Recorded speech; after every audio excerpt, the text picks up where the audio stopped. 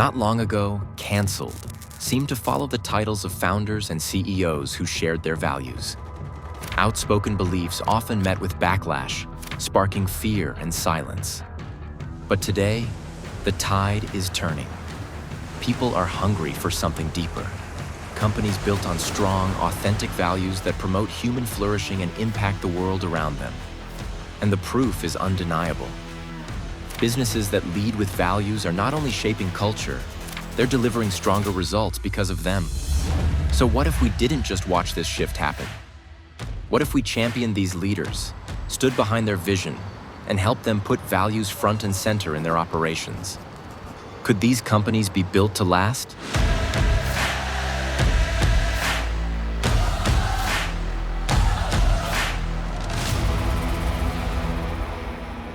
What the world has helped us realize, what Larry Fink and BlackRock and others in the secular marketplace have helped us realize, is that there is no agnostic investing. Every time you invest $1, you exert influence, right? You either take on your proxy and shepherd what God's given you as a voice to be able to find your voice and speak truth into companies, or you abdicate that to someone else. This idea that there's not a trade-off between returns and impact. To the extent that we're able to recruit, retain, and grow people, then we're going to be able to recruit, retain, and grow customers more efficiently. And all the financial metrics that people want to focus on are downstream of actually the culture that exists inside of businesses. You can chase impact, and that impact actually drives returns in a way that nothing else does. You and I believe that our faith has a kernel of truth in it, right? We believe that Christianity is in touch with something true about what makes a human soul flourish. So why wouldn't we want to bring those values into the workplace or into the markets where if we unleash them, we could help more people to flourish.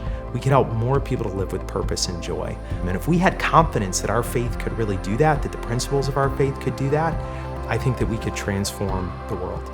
This idea or this fallacy, I would say a myth, that by doing good, you actually deliver with low returns. In fact, I would argue and I strongly believe in the total opposite. Why? Number one, today our whole business model has been serving the underserved. Why are drivers loyal to us? Because they see that we're creating massive incomes for them. So aiming and serving this vulnerable group of doing good and uplifting them actually builds a sustainable, profitable business. Where the industry was for many, many years, negative screening, what we're moving towards positive screening, let's be known for what we're for. I think it's a material shift. It's much more compelling in terms of building a movement to actually fall in love with what you see happening in the building and construction of beautiful things. And the greatest story of biblical generosity is not the rich young ruler, but it's the widow and the mite. And what we found ourselves doing 10 years in is everything that we had built was really for the rich young ruler. And so I think we had a sense of conviction for several years that we need to be able to ideate and create product that is relevant for the widow and her mite. We've wanted to be able to share the construct of faith-driven investing more broadly, but we haven't really had a product that we can hold out and actually speak to as a mechanism for people to actually get in the game. And so the significance of Sovereign's Flourish Fund is it gives us something to talk about with everyone.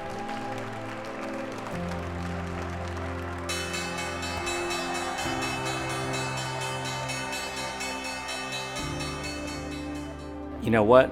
There is a paradigm in people's minds that you can lead the way you want to in a private company, but once your company goes public, then you have to check your faith at the door. We've seen 350 different publicly traded companies led by faith-driven CEOs, with that faith-driven CEO installing a culture that loves and cares for people in radical ways. The same cultures that we see in private companies, the Hobby Lobbies and Chick-fil-A's of the world, can't be run the exact same way in a public company context. And we have dozens and dozens of examples of companies as strong as those do in a public company context. And the direct impact of that on people is enormous. One of the beautiful things about working in the public markets is this is literally tens of millions of employees, right? The scope of it is huge. It spans dozens of different countries around the world because of how complex these companies are. And so that first area of impact for me is that direct impact in companies on the lives of the individuals who work within them. If we would have had this conversation 10 years ago, you and I might be able to get ourselves worked up that there's a real issue, but we probably wouldn't be able to do much, right? We would have had a pep rally, and then there is no game, right? Because there's no football, we don't have goalposts, there's no lines on the field. And I think that now there is a more defined playing field. Every year there's an increasing number of products that are available that serve different needs. And different faith-driven investors are in totally different places in terms of capacity and what's appropriate and suitable for their environment. Another challenge is the perception that integrating impact or faith into your portfolio leads to worse investment outcomes. As stewards, we rightly feel an obligation, a burden to be faithful with what God has entrusted to us. And so we rightly look for investments that are going to deliver appropriate returns for the risk that they're taking. And we're seeing increasing evidence that faith-driven investments can deliver those kinds of outcomes for investors. There are 3,000 companies listed in the United States on the NYSE and NASDAQ as a part of the Russell 3000 index. As a part of that index, 350 of those companies are led by highly activated faith-driven CEOs who are creating exceptional cultures for their employees to work in. And from those companies, that's where we pick and design our funds from. And so we're really excited with how large that pool is. We had no idea it would be as large as it really is. The reason why culture is so important to me is it puts you in a position to be able to grow year over year for the long haul. And how you do that is caring for people. People who want to work for you, who want to do the extra thing, who are committed to the company, will do more things for you than somebody who doesn't feel committed to it. And character, in my opinion, character builds companies for the long haul. As a CEO, I believe my job is to set culture, strategies, and vision. And as long as they understand that and they join that culture, the longevity that they have in an organization makes you more profitable on your bottom line. And you're more profitable because those people understand the business and want to be a part of that business. J&J Snack Foods has 5,000 employees. The opportunity to love and care for 5,000 people is so much greater than what you and I can do on any daily basis serving. I can go serve at a soup kitchen, I might serve 350 meals, but everyone is hungry 4 hours later. When you're the CEO of a publicly traded company, you have the opportunity to serve 5,000 people on a daily basis, and the programs that you install will live long past your tenure at that company if those programs love and care for people and to create a financial ROI. I think we really are in the early innings here. And what I want to see happen over the course of the next few years, few decades, is us increasingly breaking down the wall between people's spiritual lives and their entrepreneurial lives or their professional lives.